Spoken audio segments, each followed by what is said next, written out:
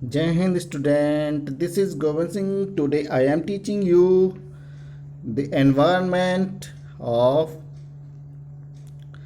In the previous video, student, I have taught you and discussed over the major two topics, natural environment and ecosystem. And in this video we will discuss human interaction with environment. Human environment interactions क्या हैं student? जैसा आप लोग जानते हैं कि प्रकृति हमारी माँ के समान है। जैसे एक माँ अपने बच्चे का पालन पोषण करती है, ठीक उसी प्रकार से प्रकृति भी हमारा उसी प्रकार से पालन पोषण करती है। आप लोग इमेजिन नहीं कर सकते कि प्रकृति हमें क्या क्या चीज़ें देती हैं, कितने everything's provide us the nature, and human being always became the selfish towards the nature. तो human beings interaction with environment, human being का किस प्रकार से प्रकृति के प्रति क्या इसका बिहेव होता जा रहा है और प्रकृति किस प्रकार से मनुष्य के प्रति बिहेव करती जा रही है। In this topic we will discuss human environment interactions और इसके impact over the our life, human interactions with the environment. Now let's start our topic human interaction with environment. Human being like other animals interact with nature and their surrounding environment, like the birds use twigs and straw to build their nest. Human beings also started using things from the nature for their comfort and needs. Student, जिस प्रकार से हमारे प्रकृति हमारे प्रति जो उसका behave है, ठीक उसी प्रकार से हम लोग उसके साथ वो बिहेव नहीं कर पा रहे हैं। जैसा आप लोग जानते हैं कि हमारी जो प्रकृति है सभी को कुछ, एवरी लिविंग बींग्स को सबको कुछ ना कुछ देती है, सभी के प्रति दयावान है। और हमारा बिल्कुल जैसे एक माँ अपने बच्चे का पालन पोषण करती है, प्रकृति हमारा उसी प्रकार से पालन पोषण करती है। तो हम इसमें टॉपिक में डिस्कस कर रहे हैं कि जैसे एक पक्षी, जो पक्षी हमारे जो एनवायरनमेंट का पार्ट है, हिस्सा है, ठीक जैसे वो अपने आवश्यकता के अनुसार प्रकृति से स्ट्रॉ से डिफरेंट टाइप की जो चीज़ें क्या नाम हमारी प्रकृति से गेट करते हैं और अपने नेस्ट अपने घोंसले बनाते हैं, ठीक उसी प्रकार से हमारा मनुष्य भी अपनी ज़रूरत के हिसाब से प्रकृति से अपने ज़रूरत के हिसाब से अपने घर हाउसेस बनाता है। लाखों वर्षों पहले, thousands of years ago, human lived simple life. लाखों वर्षों पहले मनुष्य ना तो सही से रह पाता था, ना ही अपनी प्रकृति से जो भी उसकी आवश्यकता चीज़ें होती ना ही वो उनको गेट कर पाता था। लेकिन प्रकृति ने फिर भी हमें गोद लिया और हमारा जो जीवन था इसको आगे बढ़ाया। प्रकृति हमें देती चली गई और हम लोग लेते चले गए। लेकिन आज हम सब लोग प्रकृति के प्रति बहुत ज़्यादा सेल्फिश होते जा रहे हैं, जिसका परिणाम आज हम सब लोग भुगत रहे हैं, देख रहे हैं। दे किल्ड अदर एनिमल्स, जो हमारा लाखों वर्ष पहले का जो आदि मानव था, मनुष्य था, अर्ली मैन, वो किस प्रकार से हमारी प्रकृति पर डिपेंड था। वो जो हमारी प्रकृति से जो भी उसे मिलता था वो उसी को गेट करता था, उसी से भोजन गेट करता था। वो एनिमल्स जो प्रकृति में उस वक्त मनुष्य के इर्द गिर्द रहते थे उन्हीं को मारता था, उन्हीं से अपना भोजन गेट करता था। और जो प्रकृति में फ्रूट्स एंड अदर प्लांट्स जो वहाँ पर प्रोडक्ट होते थे उनको गेट करता था और उनसे अपना भोजन प्राप्त करता था। They used animals' skin and trees' barks to cover themselves, क्योंकि उस वक्त मनुष्य के पास न तो कपड़े थे और न ही कोई इस प्रकार की वस्तुएं थी जिससे वो अपने शरीर को कवर कर सके। तो इसलिए मनुष्य ने एनिमल्स को जिनको मारता था उनकी स्किन को अपने कपड़े के रूप में उसने यूज़ किया, जिससे वो अपने आप को वर्षा से, ठंड से बचा सके। धीरे धीरे gradually with the innovations they exploited more and more natural resources. अब धीरे धीरे अब मनुष्य ने अपना जो और नवीनीकरण करता चला गया, आगे बढ़ता चला गया। जो जैसे जैसे उसने इनोवेशन किया, अपने आप में इम्प्रूव किया, ठीक उसी प्रकार से उसने अब आगे प्रकृति के साथ जो है अपना रवैया गलत इख्तियार कर लिया, अपना लिया, जिससे अपनी प्रकृति भी प्रकृति के साथ विद्रोहन शुरू कर दिया, प्रकृति के साथ छेड़छाड़ शुरू कर दी गई। इस प्रकार से प्रकृति हमारी जो माँ है, हमें इसकी रक्षा करनी चाहिए, हमें इसका एक्सप्लॉइटेशन नहीं करना चाहिए।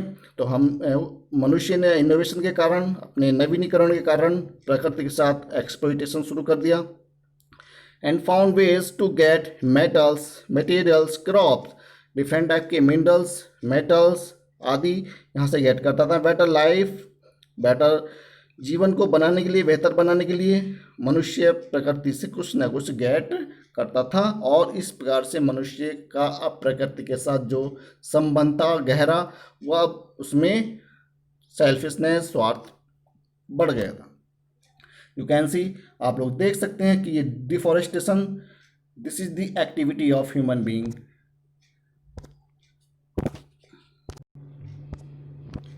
This is the activity of human being. Human being became selfish and continue disturb the nature. Deforestation किया गया है फॉर नीड्स, अपनी आवश्यकता के अनुसार, अपनी ज़रूरत के लिए उसने पेड़ों को काटा है, क्योंकि हमारा जो शहरीकरण है उसमें हमारी इमारती लकड़ियों की आवश्यकता पड़ती है, जिस कारण से मनुष्य ने डिफोरेस्टेशन किया। और आगे इनोवेशन के कारण डिफरेंट टाइप की रोड्स, माउंटेन्स एरियाज़ को, फॉरेस्ट एरियाज़ को क्लीन करके उसने सड़कें बनाई, रोड्स बनाई and other needs. The minerals are get from the nature. Human being environment interaction ex how can affect the environment and gets affected by it. अब जिस प्रकार से मनुष्य प्रकृति के साथ अपना जो इंटरफेयर कर रहा है, तो उसका असर हमारे पूरे एनवायरनमेंट पे, हमारे पूरी बॉडी पर, हम लोगों पर असर पड़ रहा है। आप लोग देख सकते हैं किस किस प्रकार से हमारी बॉडी को इफेक्टेड कर रहा है, कैसे ये हमारे ऊपर इसका असर आ रहा है। Effect of human on the environment, किस प्रकार से किन किन चीज़ों पर ये हमारी इफेक्ट डाल रही है नेचर, क्योंकि प्रकृति में हम लोगों ने बहुत ज़्यादा जहर घोल दिया है, पॉल्यूशन घोल दिया है, तो जिसका परिणाम आज हम सब लोग भुगत रहे हैं, देख रहे हैं। तो फर्स्ट जो हमारा इम्पैक्ट, इफेक्ट जो हमारी बॉडी को डालता है, क्लाइमेट चेंज, हमारी जो जलवायु परिवर्तन होती जा रही है, ना ही तो उस प्रकार की हमारी जिस प्रकार की गर्मी, सर्दी, वर्षा होती थी, और जो हमारी ठंड होती थी, शीत ऋतु होती थी, उस प्रकार की नहीं हो पा रही है। And second, depletion of ozone layer, मनुष्य के द्वारा जो इंडस्ट्रियलाइजेशन जो तेज़ी से किया जा रहा है, और डिफरेंट टाइप के एक्सपेरिमेंट ऑफ एटॉमिक, तो उन कारण से जो हमारी ओजोन लेयर है, जो हमारे एटमॉस्फेयर की जो ओजोन लेयर है, जो हमें हानिकारक सूर्य की जो हानिकारक रेज होती हैं, किरणें होती हैं, जो हमारे उससे प्रोटेक्ट करती है, रक्षा करती है, उसमें छिद्र हो गए हैं, और इस प्रकार से हमने जो मनुष्य ने एनवायरनमेंट में इंटरफेयर करने के कारण ये सब परिणाम होते जा रहे हैं। And pollution is the major causes of our environment effects, हमारा जो पर्यावरण है, सबसे ज़्यादा हमारे पर्यावरण को इफेक्ट प्रभावित करने वाली जो सबसे ज़्यादा चीज़ है वो है हमारा पॉल्यूशन, पर्यावरण प्रदूषण, जिसको हमने बहुत ज़्यादा पॉल्यूट कर दिया है, और उसके परिणाम स्वरूप आज हम सब लोग सांस लेने में भी दिक्कत होती है, और बहुत सारी चीज़ें जो हम मनुष्य द्वारा क्रिएट हो रही हैं। And next topic, human interaction and effects on environment. और ये इस प्रकार से हमारी जो बॉडी है, हमारे जो एनवायरनमेंट में है, जो प्रकृति किस प्रकार से इसका क्या असर ह्यूमन बीइंग पर पड़ रहा है, इसकी human being interaction in various forms affects the environment, मनुष्य द्वारा किया गया पॉल्यूशन और बहुत सारी क्रियाएं जो हमारी एनवायरनमेंट को प्रभावित कर रही हैं, इफेक्ट कर रही हैं। Some of the major action by human being which affect the environment are follow. जैसे पॉल्यूशन, मनुष्य ने इंडस्ट्रियलाइजेशन तेजी से किया है, जिस कारण से बहुत तेज़ी से हमारा जो है पॉल्यूशन क्रिएट हो रहा है, एनवायरनमेंट में बहुत ज़्यादा हानिकारक गैसेस घुली हुई हैं, जिन कारणों से हमें ब्रीथ लेने में भी प्रॉब्लम होती है। And patients also face this problem much, बहुत ज़्यादा परेशानी होती है। जो हमारे पेशेंट हैं, मरीज हैं, उनको सांस लेने में बहुत ज़्यादा प्रॉब्लम होती है। Deforestation is the major cause of our environment effect. हमने तेज़ी से अपना इंडस्ट्रियलाइजेशन बढ़ाने के लिए, सेटलमेंट बढ़ाने के लिए, अपनी रोड्स, अपने ट्रांसपोर्ट बढ़ाने के लिए, हम लोगों ने अपनी ज़रूरत के लिए हमें लार्ज स्केल पर डिफोरेस्टेशन किया है, जिन कारणों से आज हम लोग मनुष्य लोग संकट में पड़ गए हैं। Pollution, industrializations causes smoke and other chemical pollutants to be released into the air and water around them। तो इस प्रकार से जो इंडस्ट्रियों से और केमिकल्स पॉल्यूएंट्स जो इनसे जो हानिकारक धुआं निकलता है, और डिफरेंट टाइप की केमिकल्स इंडस्ट्रीज जो केमिकल वाटर को रिलीज करती हैं, उससे हमारा जो वाटर एनवायरनमेंट है वो पॉल्यूट होता जा रहा है। Burning of dry leaves, plastics and crackers cause a lot of air pollution. Air pollution जिस कारण से बढ़ रहा है वो बहुत तेज़ी से, वो है हमारी प्लास्टिक्स और फायर क्रैकर्स जो आप लोग दीपावली पे पटाखे छोड़ते हैं, उन कारणों से भी हमारा पॉल्यूशन बहुत ज़्यादा बढ़ता है और ये एयर पॉल्यूशन क्रिएट करता है। तो इस प्रकार से drainage and of waste from the towns and cities, और घरों से और जो कल कारखाने होते हैं उनसे जो बहने वाला निकलने वाला केमिकल फर्टिलाइजर्स वाला जो वाटर होता है वो हमारे, और पेस्टिसाइड्स चीज़ें वो हमारे वाटर को पॉल्यूट करती हैं, और ये हमारे इन एग्रीकल्चर्स को भी इफेक्ट करती हैं, जिस कारण से एग्रीकल्चर काजेस वाटर पॉल्यूशन। इस प्रकार से ह्यूमन एक्टिविटीज़ के कारण हमारा एयर, हमारा वाटर बहुत ज़्यादा मचली इफ़ेक्ट्स हुआ है, जिसका असर आज हम सब लोगों पर, हमारी बॉडी पर पड़ रहा है। Deforestation is the major causes of our pollution. Large scale पर मनुष्य अपनी ज़रूरत के हिसाब से पेड़ों को काटता है, डिफोरेस्टेशन करता है, और आवर एनवायरनमेंट को इफेक्ट करता है। Large scale deforestation is happening around the world.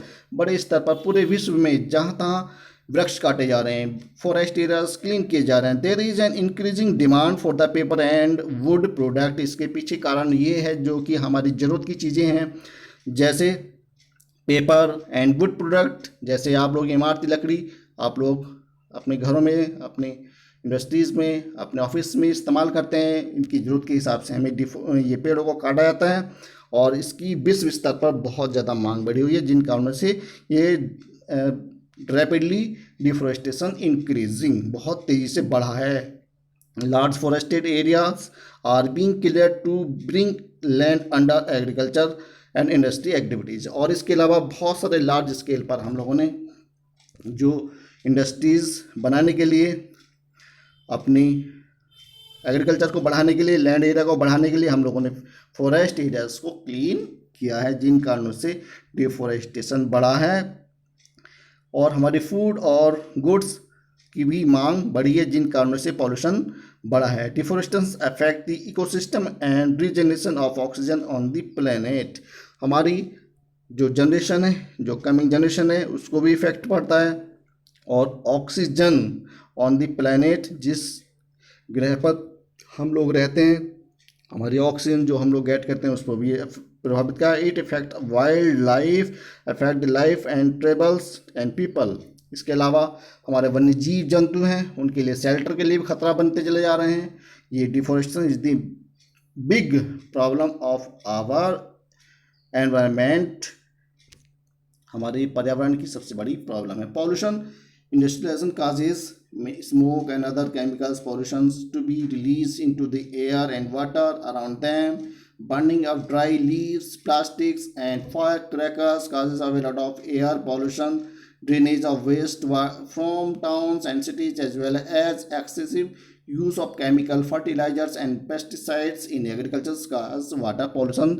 आप लोग देखते हैं कि हमारा जो वाटर पॉल्यूशन है वो किन कारणों से बढ़ा हुआ है। फैक्ट्री से जो हानिकारक, जो बहुत ही ज़्यादा केमिकल फर्टिलाइजर्स, पेस्टिसाइड्स चीज़ें बनाते हैं केमिकल्स के द्वारा, और उसके बाद जो वाटर होता है वो वेस्ट वाटर उसको ओपन एरिया में छोड़ देते हैं, और इस कारण से हमारा जो वाटर पॉल्यूशन क्रिएट हो जाता है।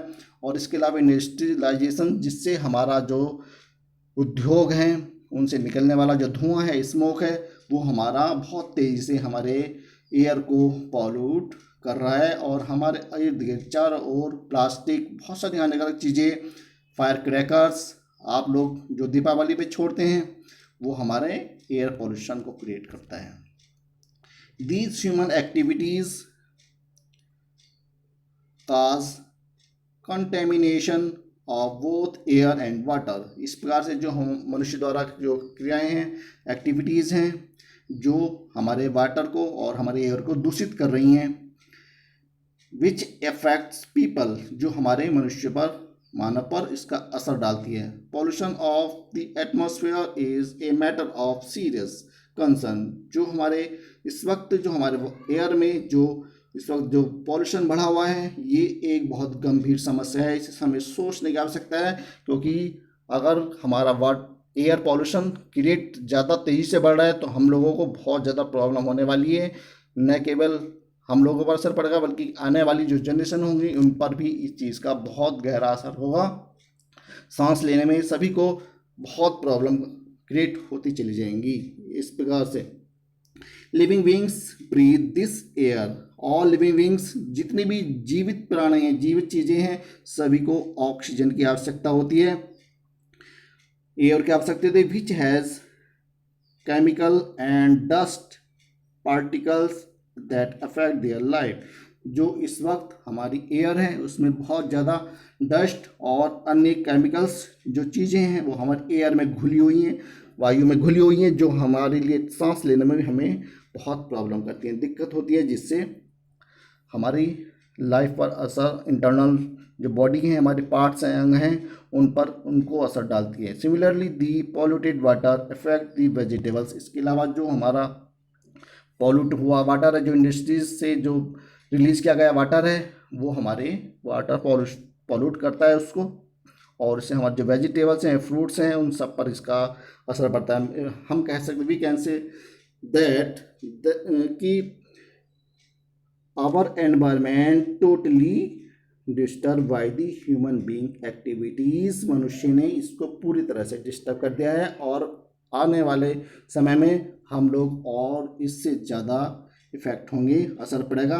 तो इसके लिए हमें बहुत ज़्यादा कंसर्न की आवश्यकता। We need a deeply concern towards the nature and we should aware the pollution. हमें इसको जो पॉल्यूशन जो तेज़ी से बढ़ा है, हमें इसके प्रति अवेयर होना पड़ेगा, जागरूक होना पड़ेगा, और अपने आसपास का जो एरिया हमें क्लीन रखना पड़ेगा।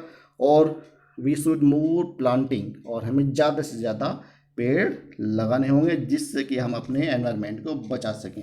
The next topic is your global warming. तो ग्लोबल वार्मिंग आप लोग देख सकते हैं कि हमारा जो एट द प्रेजेंट टाइम है, ये इंडस्ट्रियल रिवॉल्यूशन का है, यानी कि अब इस वक्त का जो समय है ये बहुत ज़्यादा उद्योगों का समय है, और डिफरेंट टाइप की इंडस्ट्रियल उद्योग इस्टेब्लिश हो चुके हैं, जिनसे स्मोग, लार्ज स्केल पर स्मोग होता है और हमारा एयर पोल्यूशन होता है। और इस कारण से ही हमारा जो तेज़ी से ग्लोबल वार्मिंग बढ़ता जा रहा है, और human activity has rapidly change the balance of gases in the atmosphere. इस प्रकार से जो इन फैक्ट्रियों से जो स्मोक वगैरह जो निकलती हैं, इससे हमारा जो प्रकृति है उसका जो बैलेंस है, और इसकी जो गैसेस हैं एटमॉस्फेयर की, वो पूरी तरह से चेंज हो गई हैं, बदल गई हैं। Burning of fossil fuel like coal and petroleum release water vapour. इस प्रकार से जो हमारे फॉसिल फ्यूल हैं, जो जैसे कोल हैं, पेट्रोलियम है, जिससे हमारा वाटर रिलीज होता है, कार्बन डाइऑक्साइड है, मीथेन है, ओजोन है, और नाइट्रोस है, और नाइट्रो ऑक्साइड है इनटू द एटमॉस्फेयर। ये इस प्रकार से हमारे जो हानिकारक गैसेज हैं, ये हमारे एनवायरनमेंट को, हमारे ग्लोबल वार्मिंग को तेज़ी से बढ़ा रही हैं। You can see that effect of this global warming, how is rapidly increasing in our environment and how to affect our body the global warming. You can see that this is the earth, how to is just like a burning, किस प्रकार से ये जलती हुई दिखाई दे रही है। इसका कारण परिणाम ये है क्योंकि हम लोगों ने बहुत तेज़ी से अपनी इंडस्ट्रियलाइजेशन बढ़ाया है, जिसके कारण हमारी जो इतनी तेज़ी से गर्मी, हीटिंग बढ़ती जा रही है, ग्लोबल वार्मिंग बढ़ती जा रही है वैश्विक स्तर पर। ग्लोबल वार्मिंग क्या है? Since the beginning of the industrial revolution human activity has rapidly change the balance of gases in the atmosphere. मनुष्य ने शुरू से ही, प्रारंभ से ही अपनी इंडस्ट्रियलाइजेशन को बहुत तेज़ी से बढ़ाया है, और अन्य गतिविधियां मनुष्य ने अपनी जो एटमॉस्फेयर के प्रति जो हमारे वातावरण वायुमंडल में थी उनको बदल दिया है, जिससे burning of fossil fuels like coal and petroleum release water vapour, different type के हमारे व्हीकल से निकलने वाला धुआं और इंडस्ट्रियल से निकलने वाला धुआं, ये हमारे एनवायरनमेंट को पॉल्यूट कर रहा है। Carbon dioxide is the most common green house gas. Carbon dioxide is the most common green house gas. इसको हम कह सकते हैं जो हमारे ट्रीज हैं, प्लांट्स हैं, वो हम लोगों के द्वारा जो कार्बन डाइऑक्साइड रिलीज की जाती है वो उसको गेट करते हैं, वो भी इससे प्रभावित हुए हैं, जिसको हम ग्रीन हाउस या ग्रीन गैस के नाम से भी जानते हैं, जो हमारे ट्रीज, हमारे प्लांट्स हम लोगों से गेट करते हैं। At the beginning of the industrial revolution it's presence in the atmosphere near about 280 parts पर मिलियन। ये हमारा पार्ट्स पर मिलियन यानी कि पर मिलियन प्रति लाख स्क्वायर भाग पर ये हमारा अमाउंटेड काउंट किया गया है एटमॉस्फेयर में, प्रति भाग लाख, 1 लाख किलोमीटर पर मिलियंस पर। Now it has reached over 400 ppm यानी कि पार्ट्स पर मिलियंस में अब इसको काउंट किया, यानी कि अब देखो कितनी तेज़ी से ये बढ़ा है, 280 to 400 पार्ट्स पर मिलियंस हो गया है, जिसका परिणाम यह है क्योंकि हमारा जो तेज़ी से ग्लोबल वार्मिंग इंडस्ट्रियलाइजेशन बढ़ा है, जिसका परिणाम through this means there are 400 molecules of carbon dioxide in the air, यानी कि लगभग 400 मॉलिक्यूल्स ऑफ कार्बन डाइऑक्साइड हमारे वायुमंडल में इस वक्त है, जो बहुत ज़्यादा हानिकारक है। Every millions air molecules, these figures get much higher when pollutants and dust mix with these gases। कि हमारे लिए, हमारी बॉडी को किस प्रकार से इफेक्ट कर रही हैं, असर पहुंचा रही हैं। तो student, we should aware towards our nature and this is the responsibility of our that we protect our nature, and we should more and more planting, and we should not spread pollution outside of areas and towards your. Thank you and have a nice day, and next video we will discuss the next